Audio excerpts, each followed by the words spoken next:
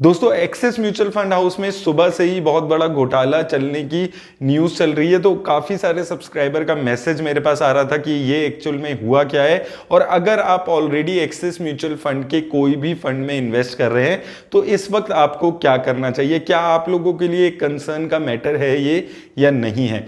तो सबसे पहले समझ लेते हैं कि आज सुबह से बात चल क्या रही है।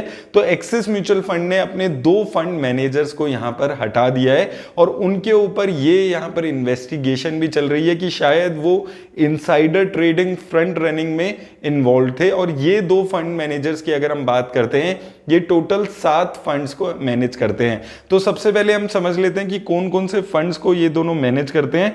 तो अगर हम 2 फंड मैनेजर्स की यहां पर बात करते हैं तो मिस्टर दीपक अग्रवाल और मिस्टर वीरेश जोशी, ये 2 फंड मैनेजर्स हैं जिनके ऊपर यहां पर इल्जाम लग रहा है कि ये लोग फ्रंट रनिंग या इनसाइडर ट्रेडिंग में इन्वॉल्व हैं।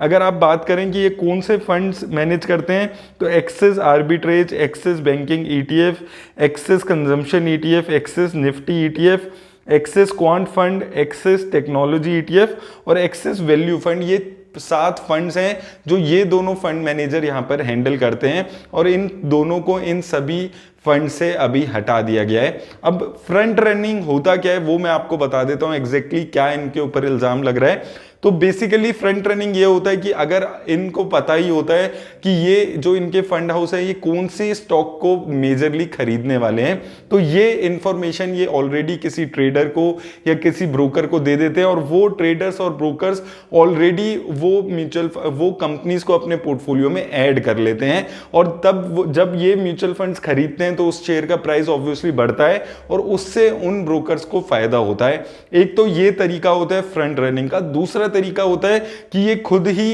पोजीशंस ले लेते हैं उन स्टॉक्स में और वहां पर जाकर इनको बहुत ज्यादा फायदा हो जाता है। लेकिन अभी ये सारी बातें इन्वेस्टिगेशन फेज में, कोई भी ये जो बातें हम चल रही है ये अभी प्रूफ नहीं हुई है। लेकिन ये सिचुएशन को देखकर ऐसा ही लगता है कि ऑलमोस्ट सर्टेन है कि ऐसा हुआ होगा, तभी इन दोनों को अभी कंपनी ने हटा दिया है, लीव पर भेज दिया है। और साथ में अब क्वेश्चंस ये भी उठ रहे हैं कि कंपनीज के जो सीईओ और एमडी हैं उनकी पोजीशन पे भी यहां पर खतरा हो सकता है, क्योंकि अगर हम स्कैम की बात करते हैं, अगर रूमर्स की बात करते हैं प्योरली, तो लगभग 1000 करोड़ का स्कैम ये यहां पर साबित हो सकता है। इसका जो शुरुआत हुई थी आज से 4-5 दिन पहले से ही बहुत सारे न्यूज पेपर्स में ये चीज आ रही थी, लेकिन वहां पर किसी म्यूचुअल फंड हाउस का नाम नहीं लिया जा रहा था। अब हो क्या रहा था कि ये जो 2 फंड मैनेजर्स हैं ये अचानक से बहुत ज्यादा लेविश लाइफ जीने लगे थे। ऐसा माना जा रहा है, जो अलग अलग न्यूज आर्टिकल्स में आ रहा है कि ये जो फंड मैनेजर्स हैं ये अचानक से बहुत बड़ी बड़ी स्पोर्ट्स कार चलाने लगे थे और साथ में ये बहुत ज्यादा प्रॉपर्टीज विद इन मुंबई और मुंबई के आसपास के इलाकों में खरीदने लगे थे। उसकी वजह से इनके ऊपर इन्वेस्टिगेशन शुरू की गई थी और उसकी वजह से अब ये चीजें सामने आ रही हैं। तो इस इन्वेस्टिगेशन में ये भी देखा जाएगा कि पिछले 4-5 सालों में कि जो भी इन्होंने ट्रांजैक्शंस किए, क्या उन सभी ट्रांजैक्शंस में ऐसा कुछ हुआ है या नहीं हुआ है। तो ये चीज अभी आने वाले टाइम में पता चलेगी। अब बात आती है कि एज ए इन्वेस्टर यहां पर आपको क्या करना चाहिए, क्या आप लोगों के लिए डरने की बात है या नहीं है। तो दोस्तों देखिए, अभी तक कोई भी चीज यहां पर प्रूफ नहीं हुई है। और दूसरी चीज ये, इससे ये भी देखना पड़ेगा कि अगर ऐसा कुछ स्कैम निकल के आता है तो कितने करोड़ रुपए का निकल के आता है और क्या उससे म्यूचुअल फंड हाउस के ऊपर कोई यहां पर कोई उनको लॉस हुआ है या नहीं हुआ। क्योंकि अल्टीमेटली अगर म्यूचुअल फंड हाउस को लॉस हुआ होगा तो वो लॉस हम सब इन्वेस्टर्स को भी हुआ होगा। तो वो चीज अभी प्रूफ नहीं हुई है। तो मुझे लगता है कि अभी आप लोगों को डरने की जरूरत नहीं है। अगर आप एक्सिस म्यूचुअल फंड में इन्वेस्ट कर रहे हैं तो अभी आपको यहां पर बने रहना चाहिए, थोड़ी क्लैरिफिकेशंस आने का वेट करना चाहिए, क्योंकि जो रिटर्न्स हमें दिख रही हैं वो वैसी की वैसी ही दिख रही हैं। तो यहां पर आपको पैनिक में बेचकर निकलने की जरूरत नहीं है।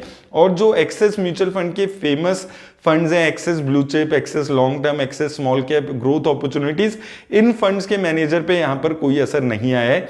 ये जो 7 फंड्स हमने बात की ये बहुत ज्यादा फेमस फंड्स नहीं है, लेकिन as a corporate governance issue ये एक बहुत बड़ा स्कैम हो सकता है। हो सकता है कि यहां पर एक्सिस म्यूचुअल फंड की जो क्रेडिबिलिटी है उस पर बहुत ज्यादा इंपैक्ट आए और फ्यूचर में बहुत ज्यादा यहां पर इनको नुकसान हो सकता है, क्योंकि एक्सिस म्यूचुअल फंड अगर आप अभी बात करेंगे 7th लार्जेस्ट अभी म्यूचुअल फंड हाउस है। अगर आप इंडिया की बात करते हैं 81 स्टॉक्स में ये इन्वेस्ट कर रहा है और 2.6 लाख करोड़ के आसपास का ओईएम ये हैंडल कर रहा है। तो अगर कोई कॉर्पोरेट कोई म्यूचुअल फंड हाउस इतना बड़ा ओईएम हैंडल कर रहा है, वहां पर ऐसे स्कैम निकल कर अगर आते हैं तो इन्वेस्टर्स के लिए एक बहुत ज्यादा यहां पर कंसर्न की बात आने वाले टाइम में हो सकती है। लेकिन अब वो स्कैम ऑलरेडी हो चुका है, तो मुझे लगता है कि अभी आपको डर के घबरा के रिडीम करने की जरूरत नहीं है। लेट्स वेट कि कंपनी और क्या क्लैरिफिकेशंस देती है, सेबी की तरफ से क्या क्लैरिफिकेशंस आती हैं, तो उन सब चीजों का वेट करना ही अभी बेटर रहेगा। अभी आप रिडीम करने के बारे में नहीं सोचिए।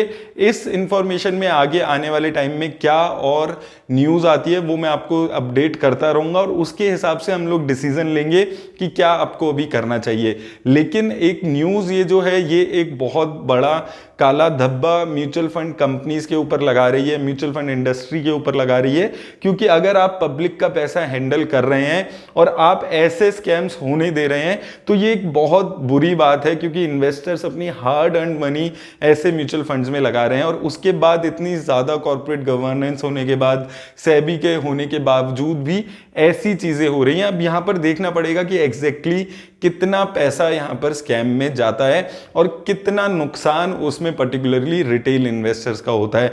वो सारी चीजें देखकर अब आपको यहां पर इन्वेस्ट करने की जरूरत है। अगर आप यहां पर ऑलरेडी इन्वेस्टेड हैं, कुछ मत कीजिए। नया पैसा अभी मैं आपको बोलूंगा थोड़े दिन आप रुक जाइए, क्लैरिटी आने दीजिए, उसके बाद इन्वेस्ट करने के बारे में सोचिएगा। मेरी तरफ से दोस्तों बस इतना ही। धन्यवाद।